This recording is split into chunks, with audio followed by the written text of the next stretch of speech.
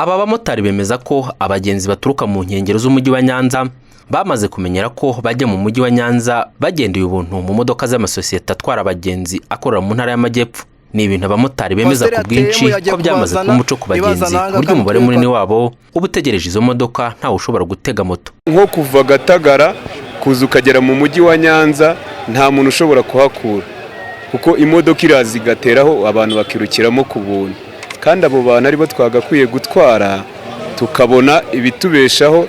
Ni ikibazo cyane kuko nta mugenzi ushobora usanga bahagaze nabo ubwabo bategereje abagenzi, bategereje ko izo modoka ziza.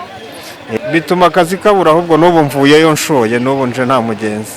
Example natanga nko kuva ku Bigega uzano mu mujyi tubazira amafaranga 300 byaba byaburaniye tugasaba 200, ugasanga abagenzi nka 5 enda bavuye nk'ahantu hatandukanye bavuga ngo twe ntago dutega moto turatega imodoka.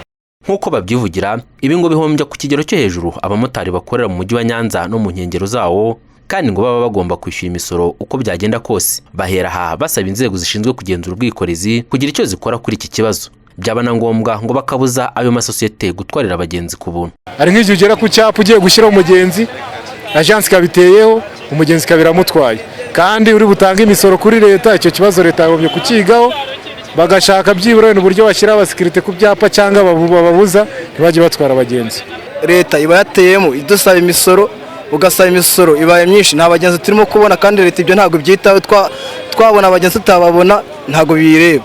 Natwe turasaba ngo abantu bagara amagence kugira ngo byibura natwe tupakire nkuko nabo bapakira abajya Kigali n'abajya mu zindi ntara, natwe inda baturekere nk'abo ngabaza mu mujyi tubapakire. Ikigo gishinzwe kugenzura imirimo imwe n'imwe ifite igihugu akamaro RURA, ari nacyo gifite mu nshingano kugenzura ubwikorezi, kigaragaza ikibazo cy'aba bamotari b'Inyanza nk'ikibazo gishya. Cyakora ngo hagiye gukorwa ubugenzuzi bwihariye harebwa ishingiro ry'impungenge z'aba bamotari. Emmanuel Asaba Katabarwa ayobora ishami rishinzwe kugenzura serivisi z'ubwikorezi muri RURA.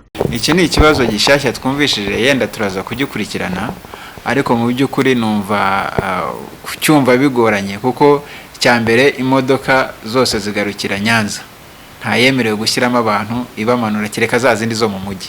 Izo mu mujyi zikora mu mujyi rero simpamya nazo ko zatanga lift, kereka ziba yari iz'abantu ku giti cyawe wenda batanga lift. Nkaba numva byaba bigoranye kubuza umuntu gutanga lift, kandi niyo byaba bitagoranye simpamya yuko byaba ari ibintu bikorwa ku bwinshi ku buryo bibaye ikibazo abamotari. Ariko nkuko mu bitubwiye turaza kubikurikirana turebe se ikibazo gifite ubuhe buremere, turebe ko twagifatira ingamba. Ubusanzwe promosiyo zihabwa abagenzi zigenzurwa ku buryo bukomeye n'inzego zibishinzwe kugira ngo hatagira sosiyete n'imwe itwara abagenzi yicipiganwa ku isoko. Birashoboka ko n'ibyo aba bamotari basaba byareberwa mu rwego rw'ipiganwa risanzwe riri ku isoko ry'ubwikorezi.